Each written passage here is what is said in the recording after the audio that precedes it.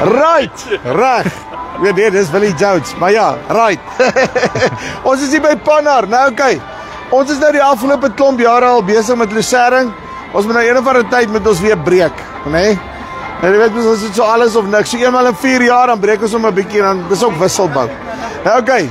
Ek weet nie wat se kultivar om te plant nie. Ek gaan nie met Flip Botha praat, né? Hy gaan my meer vertel. Wat presies, hoe werk die goeders en as jy in die Noord-Kaap is, besproeiing. Luister bietjie hierso. Flip, hoe lyk dit? Goed en self. Nee, doodstil, rustig. Great. Nou het jy lekker in die diepkant ingegooi, né? Sê vir my, jy is Noord-Kaap area. Vertel my gou so 'n bietjie watter gedeeltes cover jy? Man, hier van Potsa af ry jy so 200 km en kry jy Bloemhof. Ja. Dit Bloemhof, Christiana, Valarts, Hartswater, Kimberley, Jacobsdal, Van der Kloof, Hopetown, Douglas, Prieska. En as jy nog verder wil gaan tot Alexanderbaai. Die hele lot en vanaf is dit see, daar's nie meer milisie. Okay, sê gou vir my nee. Ek het nou lanklaas milies geplant, so dit is elke keer dan moet ons nou eers weer begin investigate. Wat 'n nuwe kultivars is op die mark as ons die losering breek en so voort. Maar wat ek agtergekom het is vir al die afgelope 10 jaar. Ek dink is vandat hulle hierdie CRISPR besigheid uitgefigure het, is daar 'n ongelooflike groei in genetika. Hoe meer kunsmis jy die ding gee, hoe meer gee hy vir jou terug op die einde van die dag. Ek weet nie as dit jou ervaring ook gewees het. Man, dit is so, dit gaan maar oor jou grond se wat sy potensiaal is en wat sy voeding hy nodig het en wat jy dan vir hom gee. Dis nie altyd hoe meer die kunsmis jy gee nie, maar die regte goed wat jy gee om hy elemente wat jy nodig het en dit is wat en die milies het gelukkig die potensiaal om dit te kan gebruik om hoër opbrengste te gee. Uitstekend. Okay, so. Nou, kom ons begin by gaan ek wit of geel plant, nee. Hier's my redenasie rondom wit.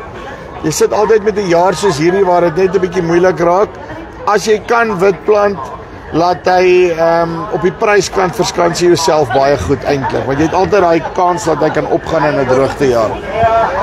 Maar tradisioneel het jou wit kultivars was langer gewees en hy het nie vir jou die opbrengs gegee wat jou geel vir jou gee nie. Hoe lyk julle goed op hierdie stadium? Maar ek soek 'n kort wit. Ek gaan vir jou in die ultra kort wit gaan ek vir jou sê, ons het die 973-173 wat die konvensioneel is. Maar as jy gaan kyk na die statistiek en ek het dit by Graan SA gekry oor 'n 10 jaar tydperk, daar's altyd 'n tekort van ten minste 3,5 na 4,5 ton wat jy swakker doen met wit as met geel. Wat? In die Noord-Kaap. En ek het hierdie jaar self ouens gehad wat 15 ton gestroop het op wit en 19 na 20 ton op geel. So jy moet altyd daai som ook nog gaan maak en soos hulle gesê het, there's no replacement for displacement, nee. So op die einde van die dag tonne is die een ding wat jy op kan bank, prys nie noodwendig nie. Ja, ek sê net wees altyd eerlik met jou kliënte. Dit is wat in die mark is en dit is wat die praktyk vir jou gewys het. So wees net reguit en met jou kliënte oor hierdie goed. Nou kultivars dan obviously want ek weet daar's die ouens roer die geel, nee. Wat se kultivars is op hierdie stadium die ouens wat voortrek aan die geel kant by julle? 924 is 'n power core produk wat al die gene het. Yes. En ek bedoel dit is die vlaggenskap. Ek wil amper sê die ouens plant 80% van hom. En dan is daar 'n milie wat nou vir die tweede seisoen in die mark is, 912.